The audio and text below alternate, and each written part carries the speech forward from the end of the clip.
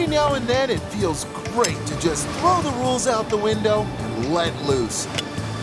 In life and the kitchen. Let me share a secret recipe. Discover an ingredient that fires your imagination. Choose other flavors to match. Find the best way to cook them. My secret recipe? Cooking without a recipe.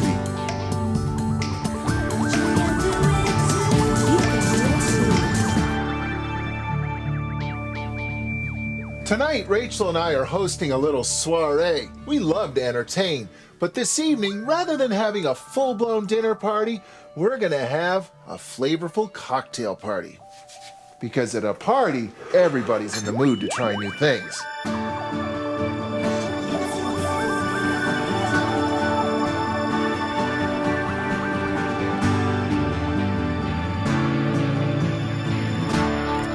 A good hors d'oeuvre should be 3 basic things. It should be tasty, of course, but it should also be easy to eat and it should look good. So here's something I like to do with smoked salmon, something really easy to do. I'm gonna whip up a mousse of sorts. All you really need to do is just toss some smoked salmon on into a food processor and add a couple of simple ingredients. Cream cheese, perhaps a little bit of lemon to accent the flavor, and an herb. Now when I'm making a smoked salmon mousse, I basically use equal parts smoked salmon and cream cheese. You don't have to measure it though, just do it by eye. That looks to be about right there. What do we have here? Rosemary's too strong, but would definitely overwhelm the flavor of the smoked salmon. But dill, on the other hand, accents the flavor of the salmon. It doesn't overwhelm it. I'll just add a little bit of lemon juice.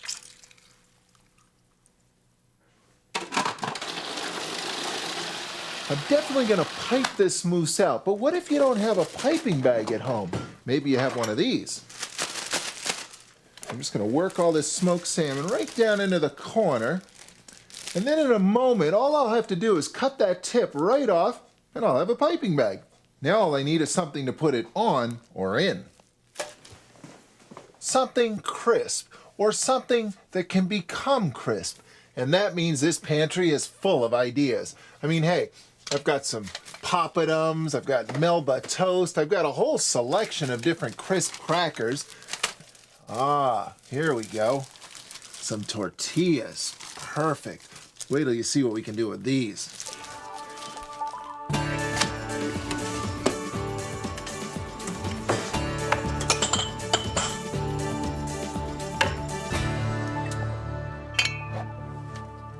First, I'm just going to brush these a little bit with a tiny bit of oil. Now, cut some circles out of them.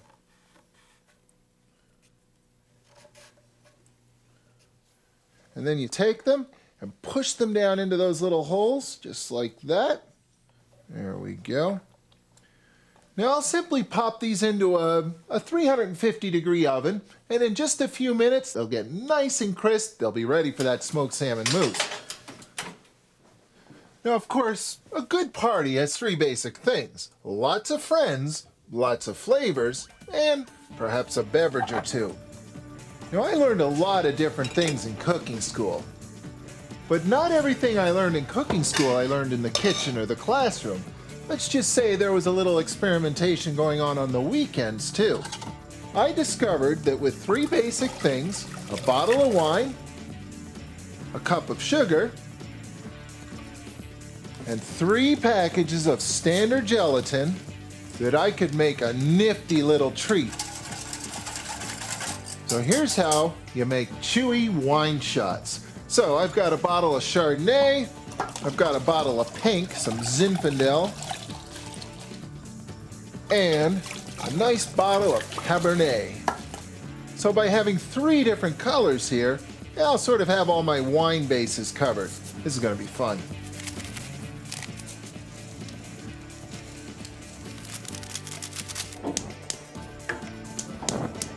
Now actually, I just remembered something. As I look at this, You probably shouldn't use a whisk because the whisk makes all that foam and that foam ends up on top of the chewy wine shots. Better to simply stir out the gelatin like this. You can actually feel the sugar and the gelatin melting as you stir it because at first the mixture's a bit gritty, but in a moment or two it starts to smooth out, and at that point, well, you're basically done, long before the alcohol burns off. And now for some kind of a mold, some of these nifty flexible molds, and then all you do, just pour it on in. Now you can use a baking pan, a casserole dish, anything you have.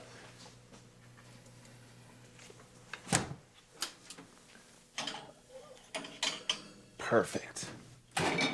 Look at that. And look how easy they are to come out of the pan.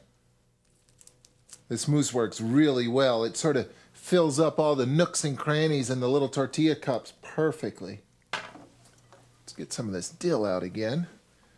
Just take a little sprig and put it on each one. Very nice. Let's get this party started.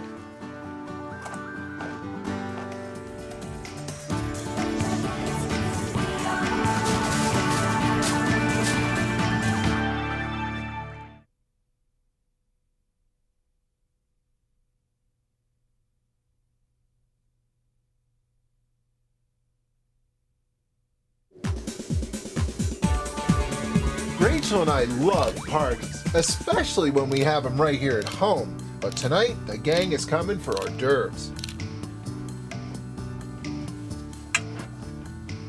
They're used to me trying out some world premiere flavors on them because, hey, at a party, everybody's in the mood for something new. I whipped up a quick smoked salmon mousse with a bit of easily pureed cream cheese, fresh dill, and bright lemon. Then, to cover the drink side of food and drink, I made some chewy wine shots.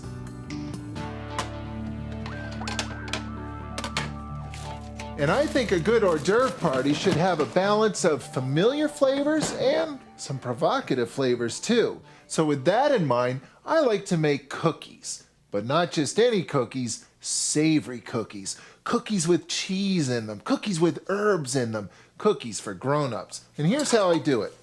A cup of flour, a little bit of salt and pepper. Let's see what I have for herbs. I think I'll use the rosemary because rosemary will stand up to the strong flavor of that cheddar cheese. I'm going to use half a stick of butter. And cold butter works best because cold butter will chop up into all these tiny little pieces that'll help this pastry stay crisp. Half a cup or so of cheddar. And now for the sour cream. I'll use about half a cup.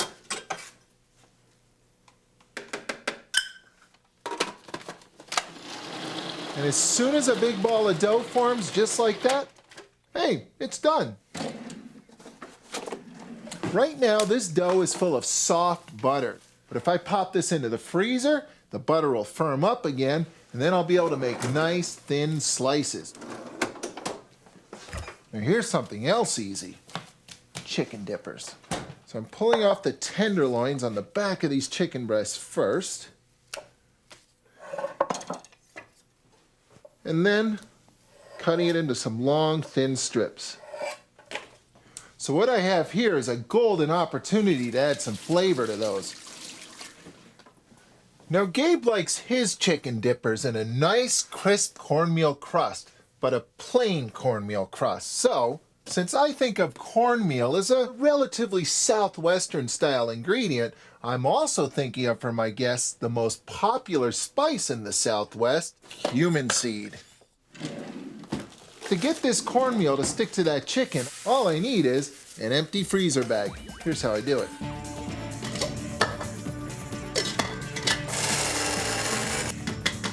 Call it fearless flavor. Hit it with the cumin.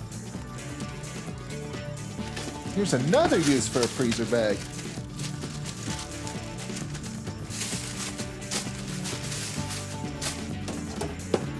Boy, can I ever smell that cumin right now. And I haven't even started cooking it yet. Once I start heating it, the flavor's really gonna come out. Let's see, I'll set this oven at 350. And they'll bake off in a few minutes. Let me see how those cookie doughs turned out. So to bake these off, now that they're nice and hard, I simply need to slice them up. Now here's another idea. I can take some of these rosemary needles and garnish these. So I'll bake these off in the 350-degree oven as well. I'll know they're done as soon as they, well, turn golden brown. That oven is packed with flavor now. And when those cheesy herby cookies come out, I've got even more flavor for them. Some of my homemade balsamic vinegar syrup. This is a great way to jack up the flavor of ordinary balsamic vinegar. To approximate true balsamic flavor, simply concentrate. That's what Mother Nature and Father Time do. For every 2 cups of vinegar, add 1 cup of sugar. Feel free to try different types of sugar as well. Honey and brown sugar both add complementary flavor. Start simmering, losing bulky water.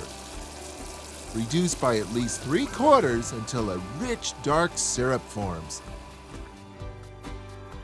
It will eventually coat the back of a spoon. Cool and enjoy.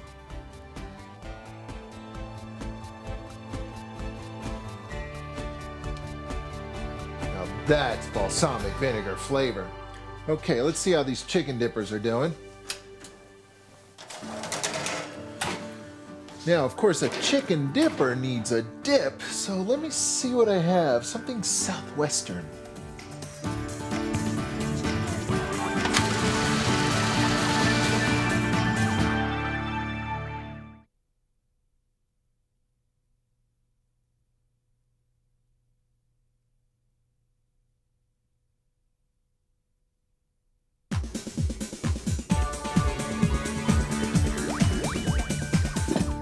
Rachel and I are hosting a house full of partiers tonight, but not dinner partiers or d'oeuvre partiers. And since there's nothing like a party to get somebody to try something new, I'm filling my kitchen with lots of fresh flavors. Like chewy wine shots, savory herb and cheese cookies dipped in balsamic syrup, and even chicken dippers, which are still looking for a dip. You know, believe it or not, some dips are actually undippable. They either slide right off the dipper, or worse yet, they break the dipper. Now we can't have that. So I'm looking for some flavors that will stick to that chicken. I'm looking for some other Southwestern style flavors. Flavors like smoky chipotle, or even tomato. Now I know just the way to turn these into a dip that'll stick to my dippers. With some yogurt and some other tasty Southwestern flavors. Lime, some cilantro, oh I know, some green onions. Start with some yogurt. And I'll add some tomato paste. I don't know about you, but I can't stand having half full cans of tomato paste in my fridge. It's all going in. Now, chipotles are actually smoked jalapeno peppers, so I'm not going to add this whole can to the dip, but I am going to add enough to get some flavor in there. That should do. And let's see, a little bit of lime. Now, any good salsa has some onion in it. And of course, no Southwestern dip would be complete without some of the world's most popular herb, cilantro. That just goes right in like that. Okay.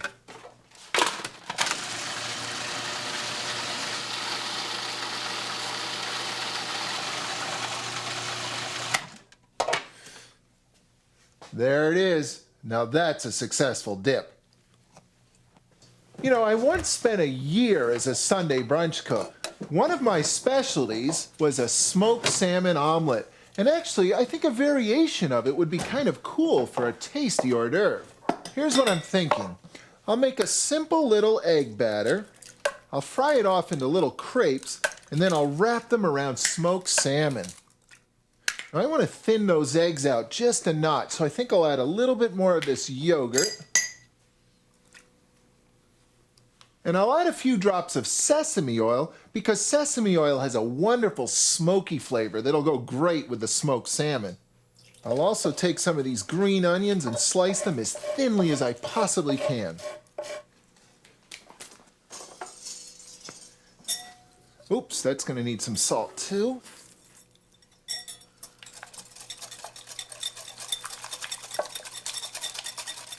Time to cook these off.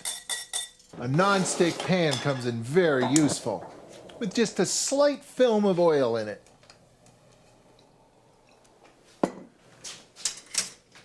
So I don't want to put very much in, just an ounce or so. A couple of tablespoons should do it. Just sort of move that around a bit. I'll just let it sit there for a moment, and the heat will penetrate all the way through and cook the top. I'll just loosen that up a notch, and out it comes. Let's try rolling these around some smoked salmon. Now, I could roll something else in there. Let me see what I have. Arugula. Sharp, peppery arugula. Nice nutty flavor, too. Cut it in half. And there it is, a beautiful smoked salmon arugula egg roll. You know, when it comes time to find inspiration to jazz up your hors d'oeuvre buffet, you can look in three basic places. Start in your kitchen, look at your plates and platters. You might be able to stack them up in different ways. And then look around your house. You'll be surprised at how many cool looking props you have kicking around that would look great on a buffet. But don't forget the great outdoors, because there's all kinds of cool things out there too. You might be amazed at what you can find in your own backyard. Put on your party hat, go looking for some rustic props. Beachcombing can also yield a hidden treasure or two. Driftwood, sand, assorted riffraff. And a seashell or two can all add a bit of rustic flair.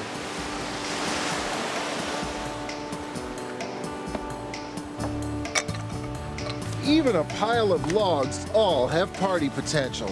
That should do.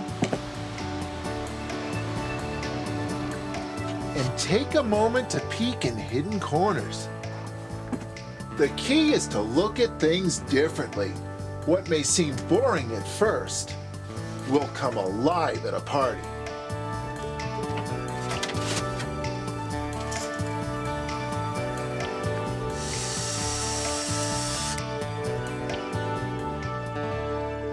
When I invite friends over for a party, I want to send them home with some memories, which is probably why I take the time to set the food up like this. It's kind of fun for me too.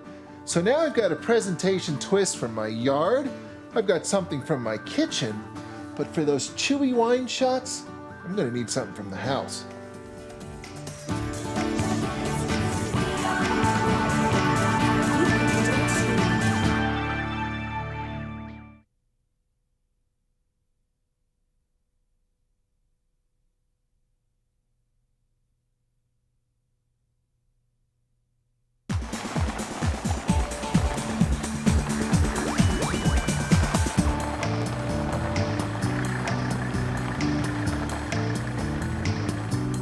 You know, in life and the kitchen, simple is always best. But sometimes you gotta throw the rules right out the window. Hey, tonight I'm having a party and I want this place to look good. Now here are some simple things you can do at home to jazz up your parties. First of all, you know all those silly little trinkets you bring home from vacation that are in the back of the closet gathering dust? Well, dust them off and get them ready for their moment in the sun. Add some props. Then, of course, think about what you actually set the food on. I mean, who says food always has to be served on a boring white plate? Shingles, or even mirrors. I mean, look at those Chewy wine shots. Aren't they looking good? Here's the white Zinfandel, nice and pink. Now here's something else you can do. Add a little bit of height, add some drama. Build some tiers. Cover it up with a tablecloth or two. Anything at all can be used to add some height to the works. Oh yes, the chicken dippers. Here's my Southwestern dip ready to go. Here's my smoked salmon mousse in those little tortilla cups. They look good like that. So why not add a bottle of cumin seed to the works? That looks great. Balsamic vinegar. There's only one thing left to do here. Chewy wine shot. Very nice. Tastes like white Zinfandel, and it's chewy. You know, everybody loves fresh new flavors, and if you're anything like me, you probably loosen right up at a party and you don't bat an eye at trying something new, because food is a great way to break the rules. Now there's only one thing missing here. My friends. Hey, hey! Welcome aboard. Hi. Are you guys hungry? Yeah, starving. Come on in. There's smoked salmon in there, and they're wrapped around arugula. Yeah, they're tasty too. 3 packages of jello. For each bottle of wine. Can you double dip? It's very Three. good. That's arugula. So how much balsamic, how much sugar? I think we used 4 cups of balsamic vinegar, 1 cup of sugar, and then we reduced it by 3/4. So hey, just dig in. These are dippers and dip. And, oh, I made everything, Nancy. Does everybody have a Chewy wine shot? Shall we have a toast? Here's to friends and flavors. Cheers.